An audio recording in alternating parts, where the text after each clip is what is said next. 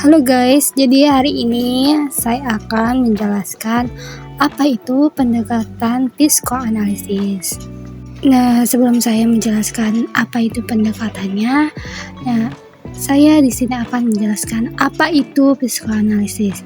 Jadi, psikoanalisis ini adalah teori yang berusaha untuk menjelaskan tentang hakikat dan perkembangan kepribadian manusia. Teori ini dikembangkan oleh Sigmund Freud dan para pengikutnya sebagai kajian fungsi kehidupan jiwa manusia.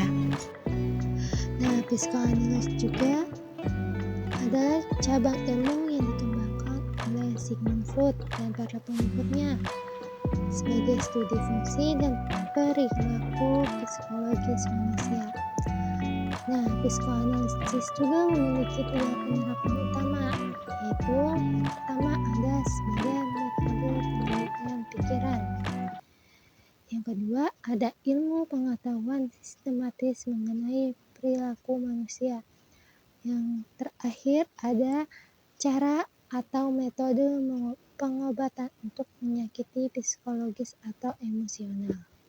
Nah, selanjutnya ada konsep-konsep utama dalam psikoanalisis. Dari salah satu cabang ini, psikologi yang populer adalah psikoanalisis yang dikembangkan oleh Sigmund Freud pada abad ke-20. Konsep utama dalam psikoanalisis ini adalah 4 sebagai berikut. Yang pertama ada karakter individual. Menurut psikoanalisis, karakter individual ini kepribadian manusia terdiri dari 3 struktur utama, yaitu dari id, ego, dan superego. Id adalah komponen dari kepribadian yang memuat insting-insting primitif dan naluri. Sedangkan ego ini berfungsi untuk memenuhi kebutuhan id dengan cara yang realitas dan sosial. Sedangkan superego ini berisi nilai-nilai moral dari etika. Yang kedua itu ada struktur ketidaksadaran, bahwa psikoanalisis juga mengajarkan bahwa sebagian besar pikiran dan perasaan manusia berada di luar kesadaran mereka, yang disebut sebagai ketidaksadaran. Nah, ketidaksadaran dapat mempengaruhi perilaku dan emosi seseorang tanpa disadari.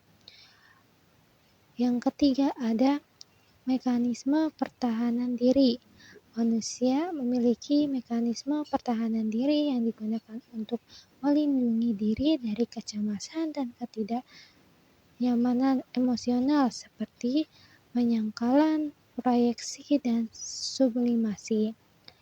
Yang terakhir ada tahapan perkembangan. Jadi psikoanalisis tahap perkembangan ini juga menganjurkan bahwa manusia mengalami tahapan perkembangan yang berbeda dalam hidup mereka.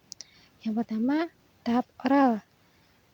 Umur 0-1 tahun, bayi mendapatkan kesenangan dari mulut seperti menyusui, menggigit, dan memasukkan benda ke dalam mulut. Yang kedua itu ada tahapan anal, umur 1-3 tahun. Biasanya dia kesenangan ada diperoleh dari pelaku buang air besar dan kantong kemih. Nah, yang ketiga itu ada tahapan palik. Itu dari umur 3-6 tahun. Anak mulai berkembang minat dan mengetahui tentang perbedaan gender. Yang keempat adalah tahap laten.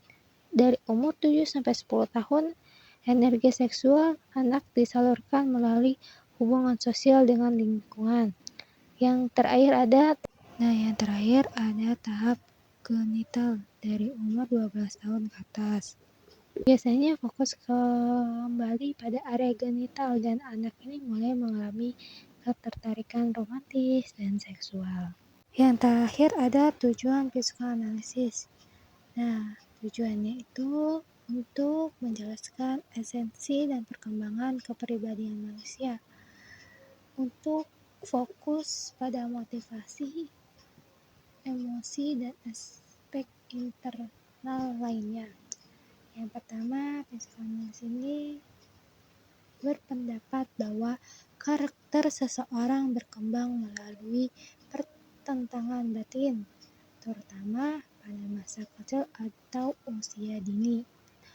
Yang kedua, ada dalam konteks pendidikan. Psikoanalisis dapat memberikan banyak keuntungan seperti memberikan arah bagi pendidik dan siswa. Jadi, yang terakhir ada apa itu pendekatan psikoanalisis? Yang pertama ada pembukaan asesmen. Jadi konselor itu harus memahami dan mendalami sejauh mana konseling ini dalam memantulkan diri dan membangun hubungan. Yang kedua ada perkembangan transparansi, bahwa proses perkembangan dan menganalisis perahlian, seperti konselor ini menganggap bahwa konselor ini sebagai orang yang mempengaruhi di masa lalunya. Yang ketiga ada pekerjaan dengan transferensi, bahwa konselor ini menelusuri dan mendalami kepribadian konseling dan selalu menafsirkan apa yang terjadi pada konseling. Nah, yang terakhir ada resolusi transferensi. Ketika tahap transferensi yang sebelumnya telah selesai dan ditemukan pemecah masalahnya, serta konseling ini mulai meningkatkan kemandiriannya, maka konseling dapat dihentikan.